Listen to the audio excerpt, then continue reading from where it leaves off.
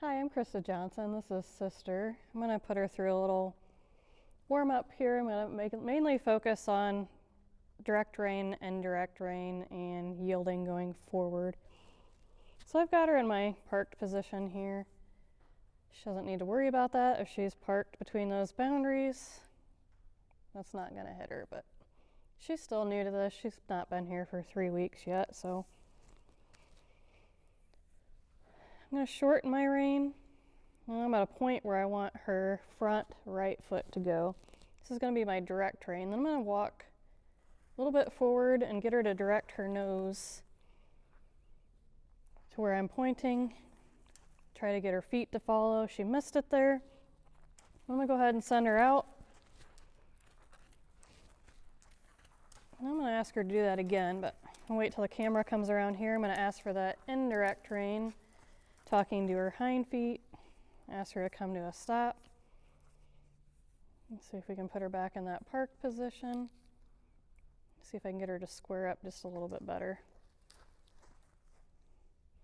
I'm going to be more particular about some of these things now that we've been practicing this a little bit. I don't want her leaning on the rope like that. It's much better that she decided to take a step forward and lower her head. I've been slowly working on trying to lighten her up on the rope because she's got quite a bit of opposition reflex with that still. But I want that to be light before I go to think about putting my first ride on her. So I've got some kind of communication with my reins and not a push-pull kind of fight that we don't need to have. So I can teach her to be light and responsive off of a rein on the ground here. And I try to get her to position me where I'd be in the saddle. That kind of gives me a rein angle. It's going to be similar to when I'm riding. Right now I've got a loose rein until she decides to take the slack out. So she can give herself relief by being connected on the circle and not pulling on her own face. If I go to ask for the indirect rein again, I'm going to switch my hands, pick up contact on the rope, slow my feet down. That automatically puts my feet, my rope hand, and my belly button towards her hip. So there she's yielding on a small circle. I wanted her to think more forward there, but that's something that I've been working on her with. So I'm going to focus more on helping her feet more than the pattern. There she's stepping in front and forward. That's what I'm looking for. I'm going to get her to come to a stop however she comes to a stop, because that was much better with her feet there.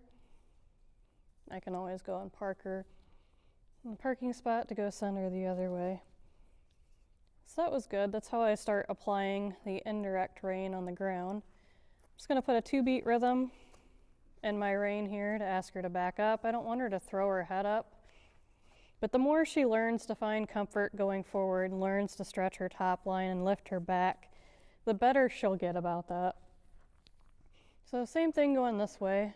Got my direct rein. I'm going to point my feet, belly button, rope hand where I want her feet to go. I'm going to take a step forward and push that turn. I might take 2 steps here. I'm going to actually ask her to yield those shoulders over. There they go. And I'm going to pivot and walk forward on my circle once she puts me in the saddle. Same thing this way. I've got my hand in neutral, got my loose rein, there's a swing in the rope. We're a good distance away from each other. I've got 4 feet here, and she's not pulling on her face, bumping into that boundary on the left side of her. So same thing going this way. I'm going to switch my hands, pick up contact on my rein, slow my feet down. That makes my rope hand, my feet, my belly button go towards her hip. I shorten the rope just a little bit more. I want her to start slowing down those front feet more and start activating the back feet more. That's better. There she kind of lost her balance just a tad and kind of fell in. That was really nice how she ended there, so I'm going to let her think about that for just a second. As we go through this and get better and progress on it, I do want her to be able to kind of drift into that hindquarter yield into a nice stop and then be parked directly in front of me. But we're working towards that now, getting the little steps better and better. She's a little focused on looking out the window now for some reason, so I'll just give her something else to focus on here. I'll talk to her with a direct rein, see if I can get her to move that front end over. There, I tapped her shoulder, trying to get her to encourage her to yield that front end over more. So now I'm going to ask her to pick up a trot. I'm going to stretch my hand forward and level to put a feel on the rope to ask for that trot. She responded off that pretty nicely. I didn't have to use my stick to drive her forward. The reason why that's important is this is going to help her learn to operate off that rein more and more, because I'm not going to have my stick when I ride. I want those reins to mean something when I ride, and I can teach her all this down here first before I put that first ride on her. Now she's getting a little heavy towards the door there, kind of drawn towards that magnet. I'm actually just gently guiding my hand kind of back a little bit more, just to take a little bit more slack to get her to yield. I didn't ask her to come down on the trot, so I'm going to ask for that again. I like how she's stretching down part of the time on part of the circle there. But I'm wanting her to feel when she puts pressure on her own face. And I want her to take that responsibility to put the slack back in the rope and give herself relief.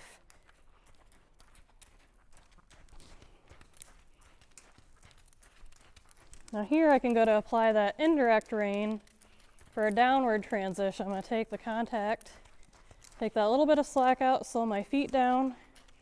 There she came down to a walk, which is what I wanted, and she stepped that right hind over just a little bit. And she was really light about that, so that was fantastic for her.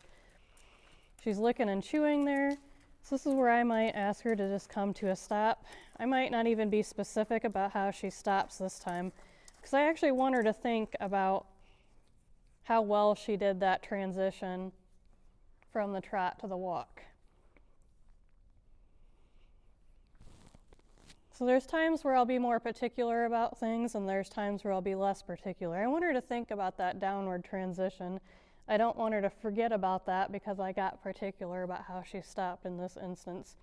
We've been doing some of these training circles. I don't call it lunging because I'm actually teaching them to operate off of a rein and trying to encourage them to find comfort moving forward, which is something that she's struggled with a little bit. I've had to work on unsticking her feet quite a bit, but she's doing really nicely in the walk and trot now. We're going to eventually start working on the canter more and more, but from here I can ask her to back up and we'll just park where we're at here. Let's put that bump in the rope. And I do more of an up and down bump, not the side by side thing. I try to not encourage them to throw their head in the air.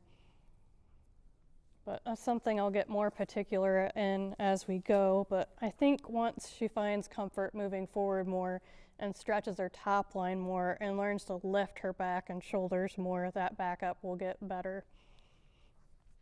I'll go use my direct rein, point where I want her feet to go. Get the nose, neck. I want the feet to go just a little bit more. There. I want her to actually swing her shoulders. She's not quite getting there just yet, but we'll keep working on that. So same thing on this side, to ask her to trot. I'm going to stretch my rein hand down forward. If she doesn't trot, that's where I'm going to scoop and drive that hock towards her nose. It's a really cute little trot she's given me there. She's light on the rope. See if I can get her to stretch and lighten up a little bit more. That's quite lovely. She's just taking the slack out of the rope in spots where those magnets are, where the door's open, and where she can see her friend out the window out there. But that trot's a lot nicer than what we started out with just less than 3 weeks ago. I really like that. Here's where I'll use that indirect rein again. I'm going to kind of point my hand down behind where the stirrup would be if she was wearing a saddle. And I really love how, again, she came down to the walk and she slightly stepped out that left hind foot. So I'm going to ask her to come to a stop and let her think about that. She actually came to a really, really nice stop there, so I'm actually going to call that a day for her. She made a lot of good changes for her. I'm super happy with that.